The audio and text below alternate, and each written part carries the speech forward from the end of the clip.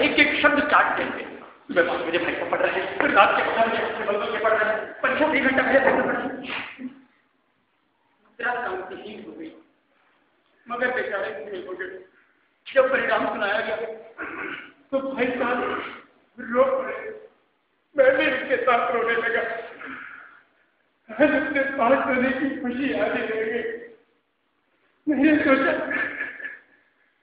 काश मैं भी फेल हो गया होता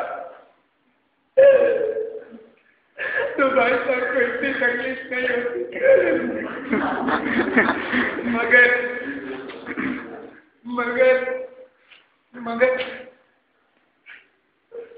मगर अब मेरे और भाई का भी सिर्फ 20 घंटे खाते रहे। मेरे मन में कुछ भावना बनेगी, कहीं बहुत तो नहीं तो उनके बराबर हो जाएगा, इसकी बराबर में सुजैस करेंगे। लेकिन मैंने कभी नहीं विचार करके दिल से बदसलूक बता दिया। आखिर वो मुझे मेरे हिस्से से डांटते हैं और ये उनके उद्देश्यों का हिस्सा है कि मैं धनाधन साफ होता जाता हूँ और वो भी अच्छे नंबर होते हैं। अब भाई साहब बहुत नर पड़ गए। कई बार मुझे डांटने का अवसर पाकर भी पढ़ाई पढ़ाई पढ़ाई पढ़ाई पढ़ाई आओ चल चल क्या तरीका है ये, इसे कैसे न पढ़ो। मारा नहीं।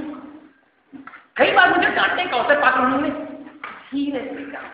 अब वो खुद समझने लगे कि मुझे डांटने का अधिकार नहीं मिला और अगर रहा तो बहुत मेरी स्वच्छता बनी, मन की सहिष्णुता का अंतिम राम रहेगा। पहले भाई साहब के घर से थोड़ा बहुत बढ़िया करता था, अब वो भी बन गया। मेरे दिल में ये बात बैठ गई कि मैं तो पास हो ही जाऊंगा, पढ़ूं या ना पढ़ूं, मेरी तकदीर बर्बाद है। इसलिए भाई साहब के घर से थोड़ा बहुत बढ़िया करता था, वो बिल्कुल बंद हो गया। पतंग, हाँ उन दिनों मुझे कौवे उड़ाने का नया शौक पैदा हुआ। अब सारा दिन पतंगबाजी की भेंट करता था, करने पाना, मन से देना, पतंग सुनाने की तैयारियां, सब कुछ गुप्त रूप से की जाती थी। मैं भाई साहब को ये संदेह न होने देना चाहता था कि उनका सम्मान मेरी नजरों में कम हो गया है। एक दिन संध्या का समय, मैं ये कटा हुआ कनकवल उससे बेतहाशा उसके पीछे दौड़ा जा रहा था। आंखें आसमान की ओर थी, मन उस आकाश समीपति की ओर था जो मंद गति से झूमता झामता पतंग गिर रहा था। ऐसा लग रहा था मानो कोई आत्मा स्वर्ग से निकलकर विरक्त मन में नए संस्कार करने जा रही है। बच्चों की पूरी टोली लगे धारदार बांस से उसका स्वागत करने को तैयार थी। मैं भी उसके पीछे बेतहाशा दौड़ा जा रहा था, बेतहाशा दौड़ा जा रहा था। और अचानक वो कल्लू लेके आ गया। मैं नहीं आया था उसको। इन बाजारी बातों के साथ ये भेड़े के कल्लू उड़ाते हैं, तुम्हें शर्म नहीं आती? अरे अपनी पोजीशन का कुछ तो ख्याल करो। जानते हो 8वें दर्जे में आ गए। 8वां दर्जा होता क्या है पता है तुम्हें? यही जमाना था, लोग 8वें दर्जे में आकर बड़े बड़े नायाब तहसीलदार हो जाते थे। मैं आज भी न जाने ऐसे कितने मिड बच्चों को जानता हूँ जो बड़े दर्जे के मजिस्ट्रेट या सुपरिटेंडेंट है और उन्होंने केवल 8वां दर्जा पास किया है।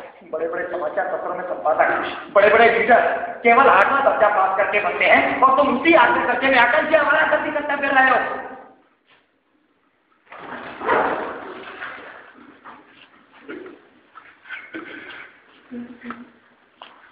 शर्मानी चाहिए तुम्हें।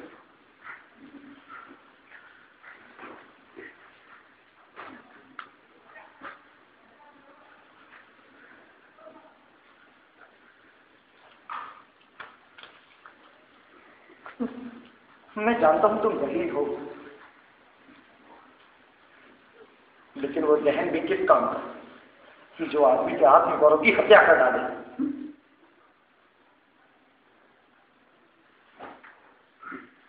तुम मन ही मन सोचते होगे कि बड़े भाई साहब को मुझे ये सब कहने का कोई अधिकार नहीं, क्योंकि अब मैं उनसे केवल एक दर्जा पूछूं। लेकिन भाई साहब इस मामले में तुम गलत हो। मैं तुमसे 5 साल बड़ा हूं और आज चाहे तो मेरे ही दर्जे में क्यों ना आ जाऊं, पर अगर परीक्षा को तो यही हाल रहा तो निसंदेह तो मेरे दर्जे में आ और हो सकता है मुझसे आगे भी निकल जाऊं। लेकिन जो तुम मिले और मुझमें पूरे 5 साल का अंतर है, उसे तुम तो क्या खुदा भी नहीं मिटा सकता। और उसी 5 साल के लिए जो जिंदगी का तजुर्बा मुझे तुम उसकी बराबरी नहीं कर सकते।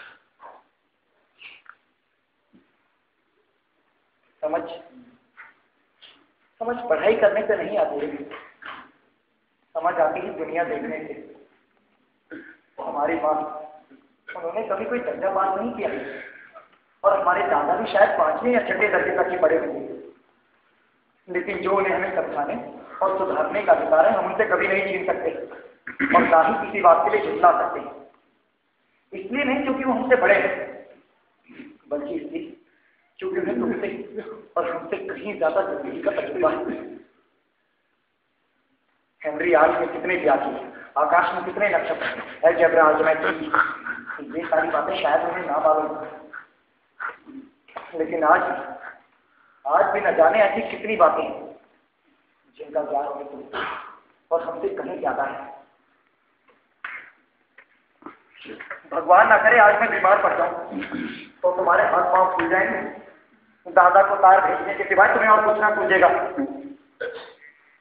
लेकिन अगर तुम्हारी जगह दादा होते हैं तो कभी ना घबराते, ना ही बदहवास होते और ना किसी को तार भेजते, पहले खुद ना पहचानते, और अगर अभी काम ना बनता तो डॉक्टर को बुला लेते। बीमारी तो बड़ी चीज है, हम और कुछ तो इतना भी नहीं जानते कि महीने भर के खर्च में महीने भर का खर्चा कैसे निकालें। 20-22 आंसू नहीं कि सब लुटा डालते, उसके बाद हो जाते हैं दाने दाने के मोहताज, धोबियों नाई से मुंह चुराने लगते हैं, नाश्ता तक बंद हो जाता है। लेकिन जानते जितना पैसा हमें दादा भेजते हैं ना, उसकी आधी कमाई में दादा ने अपनी उम्र का बड़ा हिस्सा बिताया, वो भी इज्जत और नेक नामों से पूरे कुटुंब का पालन करते हुए, जिसमें कुल मिलाकर 9 सदस्य थे। अब अपने मास्टर जी को ही ले लो, एमए है कि नहीं, और यहाँ से नहीं ऑक्सफोर्ड से एमए है, 1000 रुपये वेतन पाते हैं, मगर पूछे इनके घर का प्रबंध कौन करता है।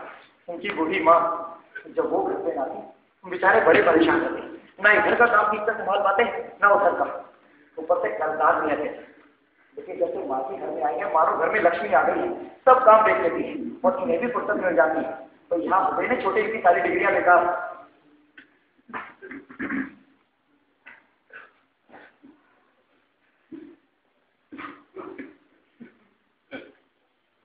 तो भाईजान लाभ फेल हो गया, लेकिन तजुर्बे में अभी भी तुमसे कहीं आगे, और मैं अपने देश से तुम्हें बेराह नहीं होने दे सकता, चाहे इसके लिए प्रयोग करना पड़ेगा।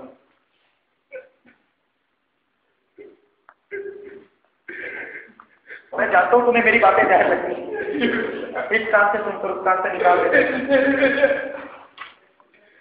और अगर ऐसी ही बात है तो जाओ, आज से तुम्हें आजाद किए देता। अब से कुछ नहीं कहूंगा, तुम जो जी में आए कर लेना,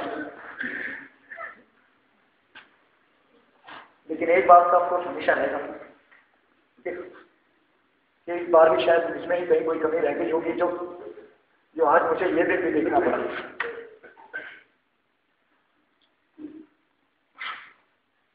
आज सचमुच मुझे अपनी लघुता का अनुभव हुआ, और भाई साहब का सम्मान मेरी नजरों में और बढ़ गया। मैं भाई साहब के अनुसार करना चाहता था, मैं वही करना चाहता था जो भाई साहब चाहते हैं, मैं वही बनना चाहता था जो भाई साहब मुझे बनाना चाहते हैं। मैं भाई साहब को दिल से सॉरी बोलना चाहता था, मगर हिम्मत नहीं हो रही थी।